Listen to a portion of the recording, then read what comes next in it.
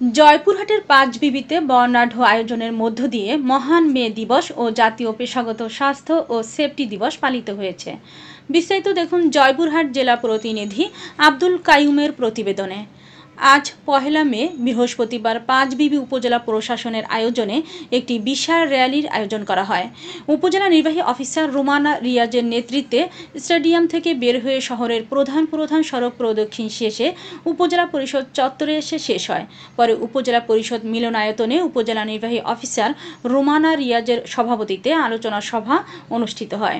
এতে বক্তব্য রাখেন সহকারী কমিশনার মোহাম্মদ বেলায়েত হোসেন, পাঁচবিবি থানার ওসি মইনুল হোসেন, উপজেলা বিএনপির সভাপতি আলহাজ সাইফুল ইসলাম ডালিম, পৌর বিএনপির আহ্বায়ক আলহাজ আবু হাসনাত মণ্ডল হেলাল, উপজেলা বিএনপির সাধারণ সম্পাদক আব্দুল হান্নান চৌধুরী, পৌর বিএনপির যুগ্ম আহ্বায়ক জিয়াউল ফেরদৌস রাইট, উপজেলা বিএনপির সাবেক সভাপতি আব্দুল গফুর মণ্ডল, বীর মুক্তিযোদ্ধা জহিরুল আলম তরফদার রুকু, আব্দুর রব বুলু, উপজেলা ছাত্রদলের সাবেক সভাপতি আবু তাহের সহ অন্যান্যরা।